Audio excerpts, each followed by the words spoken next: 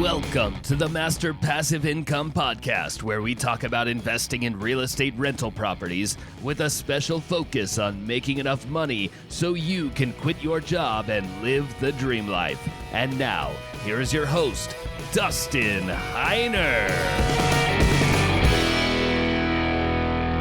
All right, welcome to the Master Passive Income Show. My name is Dustin Heiner, and I'm here to help you learn how to quit that JOB, that just over broke job, by investing in real estate rental properties. Now, today we're going to be talking all about financing or getting funding or getting money to buy your real estate rental properties. See, now when you actually buy a property, you got to use your money or somebody else's money. My preferable way to actually invest in real estate is to use somebody else's money. And there's so many ways to do it.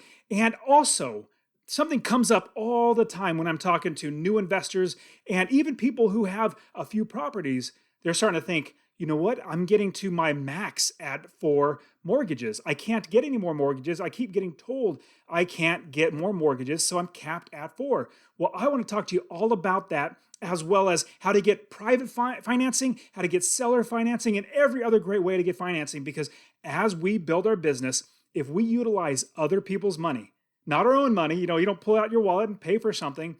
You borrow, you lend, you use other people's money and have leverage, which is their money, to buy the property, and that makes you money. See, now at Master Passive Income, we solely invest in real estate rental properties that make us $250 or more in passive income. See, we want passive income. Passive income is where we don't work.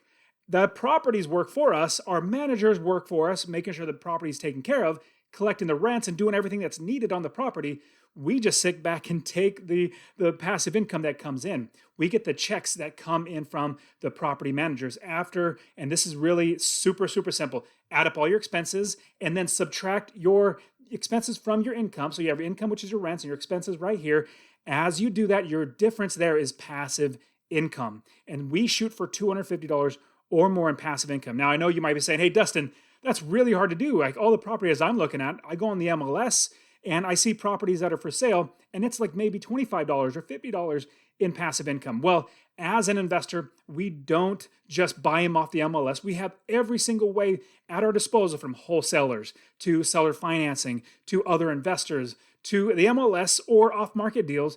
We utilize every single way to find properties. And we also buy them so we get equity capture. See, now remember, there were 6 ways to actually make money when you buy real estate rental properties. Quickly go over them. Number 1, passive income. We just talked about that. Equity capture. We buy it for less than it's worth, and we capture that equity. If it's worth $100,000, but we buy it for $80,000, we capture $20,000 in equity. The third way is if we have forced appreciation, where we fix it up. We make it worth more because it's better value of the home, because it's, nicer paint and new flooring. Then the value of it, the whole property, gets boosted up because we have made the property better. There's also market appreciation. Just over time, we know it actually goes up just because time and inflation. But then also we have tax benefits. 1031 exchange, one of my favorites, literally my favorite thing of tax benefits outside of the 1031 exchange, outside of writing off every expense because it's a business.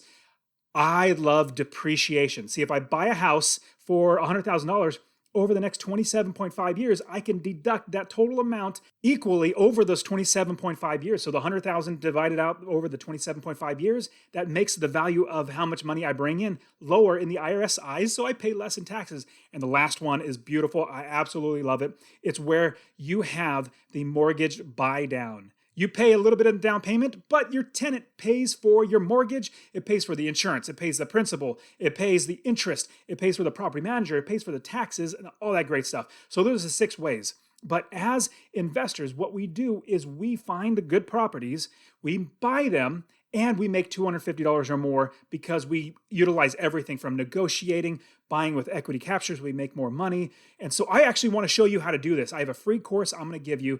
Go to masterpassiveincome.com/free course, and I will give you my free real estate investing course. It'll show you exactly how to do everything and to find properties, fund properties as well. You can also text the word rental, RENTAL, to 33777. That's rental to 3377. I will literally give you my free real estate investing course. Now let's talk about financing. Let's talk about funding for your rental properties. And more specifically, we're going to even dive into How do you get financing for more than 4 properties? I know so many people come to me and say, well, Dustin, I already have 3 loans. If I get a fourth one, how am I going to get a fifth one? How am I going to get a sixth one? Well, that's the thing about being an investor. We figure out a ways around these problems. A problem is the bank says you can't have more than 4 mortgages. Well, let's try to figure out how we can. And I've done it before. I actually have 30 plus properties. I've had plenty of mortgages since then. I paid them off because I have plenty of income coming in. But right now, out of the 30 plus properties that I have, I only have mortgages on one house is an actual regular conventional loan. And then I have a bundle loan, which I'll get into in just a second. It's a commercial loan where 4 properties were all bundled together, and I pulled money out on every single one of them, the equity, and it's one loan. So it's another strategy, which I'll talk to you about. It's a little more advanced, but we'll get there. So just 4 properties in one loan pulled all that money out. So there's so many great things that we're going to talk about. Now, what I want to talk to you about is the myth. If you have 4 mortgages, you can't get any more. Well, that's a myth. I just explained how I bundled it up. But what it really comes down to, the myth about the 4 mortgages, is that most banks, their criteria is only for loans. And I'm going to tell you that every single bank has their own criteria. Like Chase is different than Wells Fargo. They're different from Bank of America, regional banks, credit unions, all these different companies, all these different businesses, banks have different lending criteria. Now, the one that is a cap that you're going to run into is 10 total properties. And it's a cap. And this cap is over all the banks because of the IRS. The IRS says anybody can only have a total of 10 mortgages. Now, remember, that's not the 4 mortgages that we've all been told. We can only have 4 mortgages. You can actually have 10 mortgages. You can actually have 10 of them, and that's by the IRS. Any more than that, their IRS won't let you do that. But the trick is to find companies, banks that would actually lend more than 4 properties, which there are plenty of them out there. You just need to know how to find them. Now, what I do with the real estate wealth builders community that I have, it's my membership teaching people how to invest in real estate. I actually have a laundry list, or not laundry list. I have a list of all the different mortgage companies that I, as well as my other investing students, have utilized and made money through them, basically buying the property and utilizing these mortgage companies, and the ones that can actually go past those rules of only having 4 properties, and ones that have hard money, and that ones that have bundled loans and commercial loans and all that great stuff, and even ones that would even loan for less than $30,000 or $30,000 and above. See, usually, and there's another thought, a lot of banks, they have a criteria that they stop at $50,000. That's the lowest amount that they would lend. There's a smart reason for that, is because actually it's more of a money reason for that. It's because if you get to $50,000 and below that, you don't make much money as a bank because they lend the money and get interest on that. But it takes the same amount of work to do a $1 million loan as opposed to a $50,000 loan or $50,000 loan. And in that, they lose so much money because they're not making that money. They'd rather do loans of $1 million because then they make a lot of money rather than $50,000, which takes a lot more time and work and something they have to worry about as a headache. But there are companies that lend for $30,000 and above. So they dip down even below that. So you absolutely can do that. Now, if you're going to look into getting financing, most mortgage companies, what they do is they're a clearinghouse, kind of like they're underwriters, but then they sell it off to the government, the Fannie Mae or Freddie Mac. You may have heard those terms. Those are basically government organizations that actually buy the loans from these banks, and they pay the bank some money, and then the bank just manages that loan. And I've probably owned, 30, 40 homes in my lifetime with mortgages. And with all these loans, what happens is your mortgage is actually just serviced by the bank, but it's Fannie Mae or Freddie Mac that actually owns it. So they're the ones with the criteria of 10 properties. Now, before I jump into more about all these types of finance, let me just quickly jump through the different ways that you can get financing for more than just 4 properties. Well, there's Fannie Mae and Freddie Mac. Obviously, you got to find a bank that can actually facilitate that. There's also bundled loans, commercial loans, like I said. And the great thing about commercial loans is you start an LLC, you start a company, and then the mortgage is not in your personal name, but it's in the company's name. It's in the LLC's name, so your name is not on there. And it's a requirement because it's a commercial loan, which is fantastic. So bundled loans are fantastic. Portfolio loans are also really good loans that allow you to get properties under a mortgage that are more than 4 properties, getting up to 10 properties. Remember, the 10 is still the cap. That's just the way it is. And I'll give you a pro tip in just a second on how to get past the 10. I'll give you that too. It's a little sneaky. It's not really sneaky. It's actually, I'll get into it in just a second. So what you're going to use is a portfolio loan or a bundled loan. You could even get seller financing. That's a whole nother great option. I love buying properties with seller financing. Seller financing is fantastic. And basically what it comes down to is whoever owns the house is actually going to sell you the property, but they're going to be the bank. You're going to be paying them over time, just like a bank. They're going to get interest. They're going to have terms and everything like you would, just like with a mortgage, but they're going to make so much more money. There's a reason why banks are filthy rich and bankers are filthy rich, is because that's where the money's at. If you lend money, you make so much more money. And so when you become an owner doing seller financing, you make a lot of money. And I actually have sold houses with seller financing. I love that because I don't have any headaches. I don't have any worries. I don't have any expenses. I just make money just like the bank would. 2 other ones that I want to give you are hard money loans. Now, hard money loans, a lot of people might think, oh man, hard money. Is that like Jimmy the Wolf? He's going to give me like $50,000 and then break my kneecaps if I don't pay him back and, take my kids away and all that. No, it's not like that. These are actually companies that are lending their own private money and putting a lien against the property. If you don't pay, they take the property away from you. So they make sure it's a good deal. That's one good thing about hard money is they know real estate businesses. They know, okay, you're going to do a rental property. Let's make sure you're going to make money. Let's make sure you're not going to do this wrong, because they're insuring their investment and you are their investment. They're investing in you. Now that's tied down to the property because they could take that if you just stop paying them. But what happens is they're looking at you as being able to run the business well and then make their money back. Now, there's a lot of things about hard money. Check in the description. I have lots and lots of videos on financing and hard money. You definitely want to watch the hard money lending episode because there's so much information in there, points and fees and all that good stuff. The last one I want to give you is private money, or friends and family, people that you know. Now, here's what I did. When I got private money, I've got plenty of private money. In fact, I have so many people, because I'm an investor, because I have master passive income, I have so many people asking me, hey, Dustin, can I just give you my money and you can invest it for me? And almost 100% of the time, I'm like, no, I appreciate that. I invest my own money. I'll show you how to do it. And, I'll show you how to do it. You can invest your own money. That's just not for me. I'm not the type. I've done it in the past and I didn't like it that much. I like helping people. And so this is where I invest my own money and I help other people invest their money. Now with seller financing though, as an investor, what I started doing is I started telling everybody, hey, my name's Dustin. I'm an investor. I invest in real estate. If you want to get started investing, lend me money and I will actually borrow it from you, pay you back with interest like you're the bank, and then secure it by obviously my credit, my personal loan, as well as it'll be secured by the property itself. And so I was telling everybody, so I had so many friends and family members, even just businesses that I would go and frequent, they were nice people. So they'd ask me, what do you do? And I'm a real estate investor.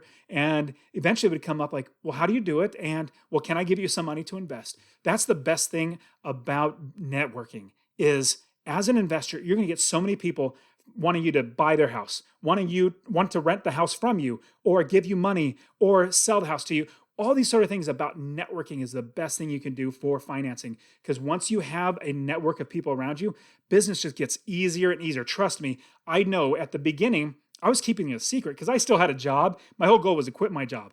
But I still had a job. And even with that job, I was not telling anybody because I didn't want them to know my business and be like, hey, you're fired because you're doing something on the side, which they couldn't have done that, or I don't think they could have.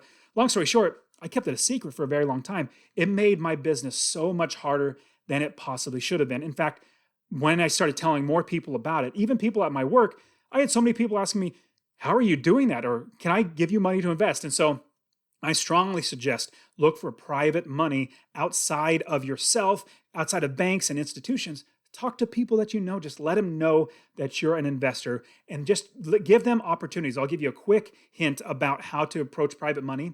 You let them know that you're an investor, but that I'm going to show you, this is what I would say, or what I do say, I'm going to give you this deal. This is a deal. It's a great opportunity. And here are the numbers. Let me walk you through it. I'm not just going to go up to him and say, hey, in the future, I'm going to buy some real estate. You want to give me money? I would not say that. Don't say that. Strongly suggest don't say that. What you do is you just put a little seed in the ground saying, I'm an investor. I invest in real estate. And then that's one conversation.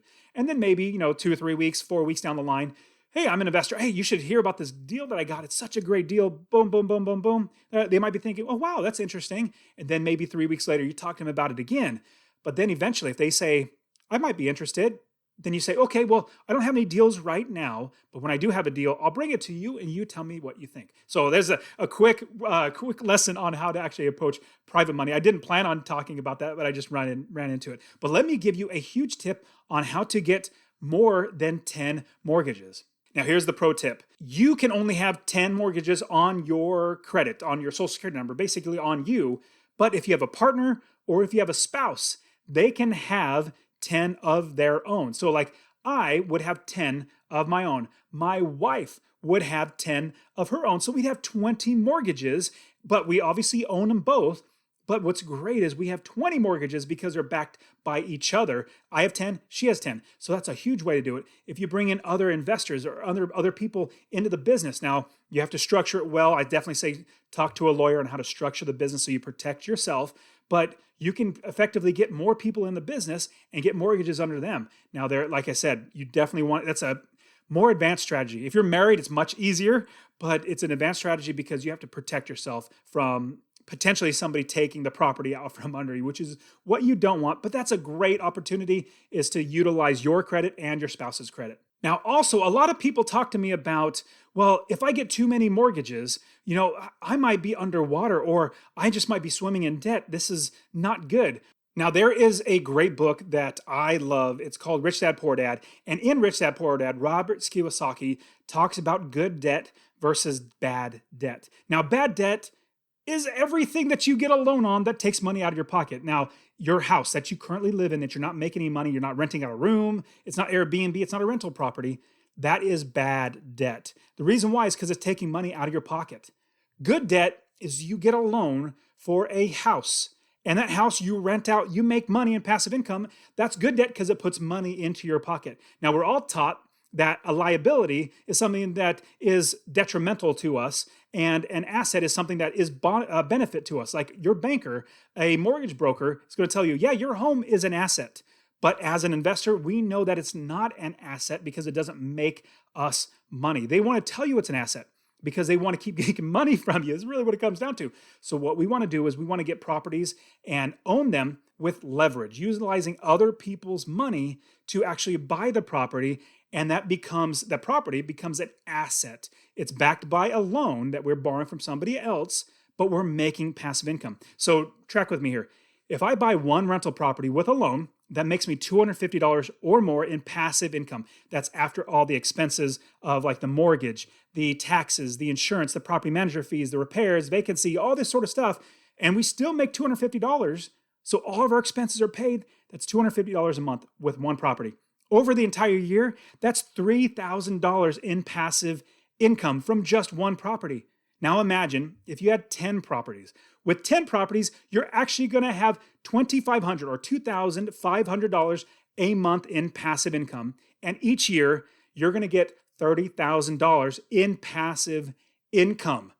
Imagine if you had 20 properties, that's $60,000 a year in passive income. And what's great is you get all the, like I talked about earlier, you get equity, you get forced appreciation, you get market appreciation, you get depreciation, you get the tax benefits, you get the capital gains. All that sort of stuff is absolutely amazing in real estate. So that's what I'm telling you is as you're buying properties, you're getting assets. Now think of these properties and these loans as an asset. So it's going to take a little bit of work to get past that fear. If you have a fear of borrowing money, it's going to take a little bit of work to get past that. But once you do it once, and then you see that paycheck as like, $250 or $280 or $300 from that one property, like me, I got that first check and I said, how do I get more of these? I need more of these properties. And cue the private money, cue the hard money, the commercial loan, the bundle loans, the other ways to get money from other people. I had to use other people's money.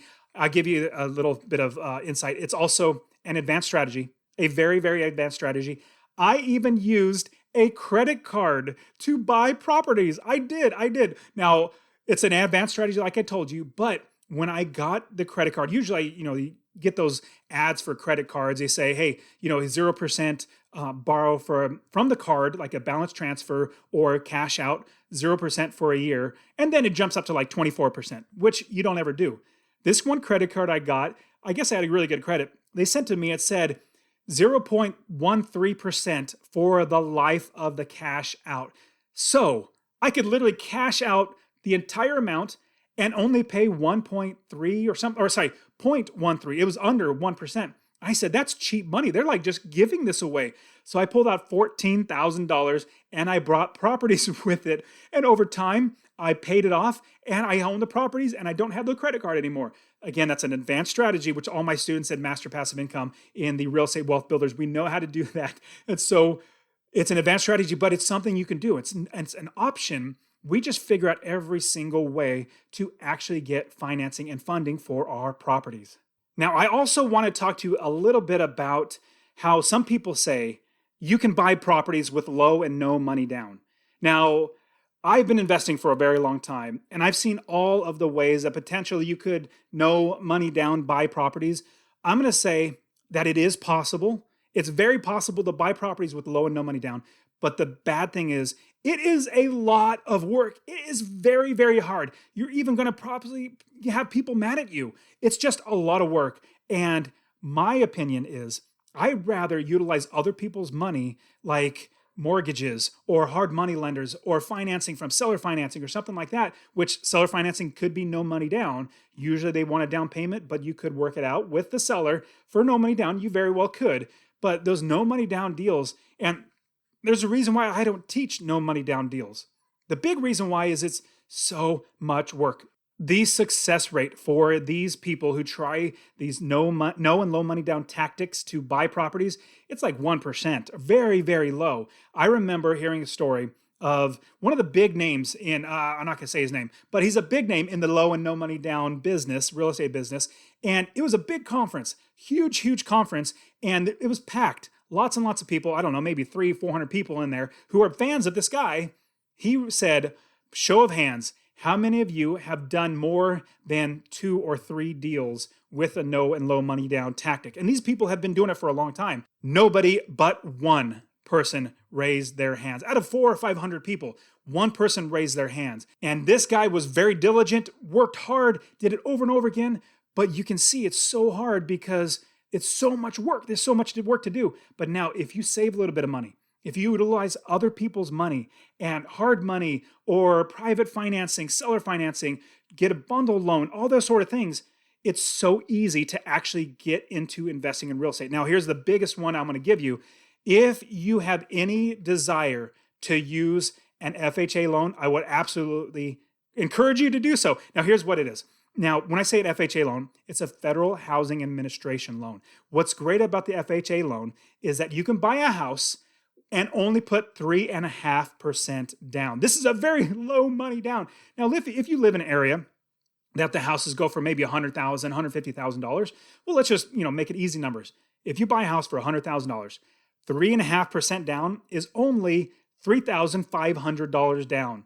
That's it. That's nothing. You can work for 6 months or a year and save up that money to buy that property. If you worked hard, you absolutely could. Now, the little caveat is 2 of them. Number 1, you have to live in a house for a year. Okay, no problem. Live in a house for a year, then move out and rent it out. Totally fine. Second one is you're going to have PMI or private mortgage insurance. Now, the private mortgage insurance is actually going to cover the lender on, from the government. You're going to pay a little bit more, like $80 to $100 more per month, but you just account for that in your expenses. And as you're adding up all the expenses, put that one in there. Now, the great thing is when you refinance it and you have 80% loan to value of the home, let's say it's worth $100,000, but you only owe $80,000, that PMI drops off. You don't have the PMI anymore because you have a 20% amount of equity in there. So here's my suggestion. If you're getting started, which I love having real estate rental properties with an FHA loan. If you're getting started, buy your first house with an FHA loan. If you're going to do it right, I would say buy a duplex, which is house hacking, live in one unit and then rent out the other. If you don't have a duplex near you, buy a single family home, live in the property for a year. And then after that year, you refinance it, you get it into a regular conventional loan, just regular, bank loan, and you have 20% equity in there. With that, you can then go and get another FHA loan, move out into a newer and better house, move into that one for a year, and then pay 3.5% down again for that second house. You rent out the first one that makes you money, helps you pay for the second one. After that year, you refinance that one, get it out of the FHA, so you can buy another house for an FHA loan. Wouldn't that be absolutely amazing to be able to do that? We have an FHA loan that you can turn over and over and over and over again. And remember, the cap is 4 properties, but if you had 4 properties with an FHA loan, turned into a conventional loan, and then your spouse had 4 properties that was an FHA loan, turned into a conventional loan, that's literally 8 properties that you utilize this FHA process. Now, it's going to take time. It could be 8 years, but imagine 8 years, you have 8 properties. Let's say you did a couple more times, or you got money to buy another property, then you're up to 10 properties, making you $2,500 a month or $30,000 a year. Wouldn't that be absolutely life-changing? I know for me, it was life-changing when I got these properties. And then here's a great thing. I was able to pay off these loans because of all the passive income that was coming in from these properties, that I was able to pay off the loans. And then I make so much more money because I don't have a mortgage. I don't have that mortgage payment, and I put that money into my pocket. So I want you guys to think of financing or funding your properties as something that you need to figure out. As investors, we're problem solvers. We solve the problems that come up. There could be a problem come up where you can't get financing for a specific property. Well, that's too bad, but good. Let's move forward. Let's see how we can get financing for this property. All right, you guys are fantastic. I really appreciate you. Thank you so much for being here on the Master Passive Income Show. I'll see you next week. Remember, get my free real estate investing course. It's in the description, masterpassiveincome.com/free course. Or you can text the word rental to 33777. You guys are fantastic. I will see you next time.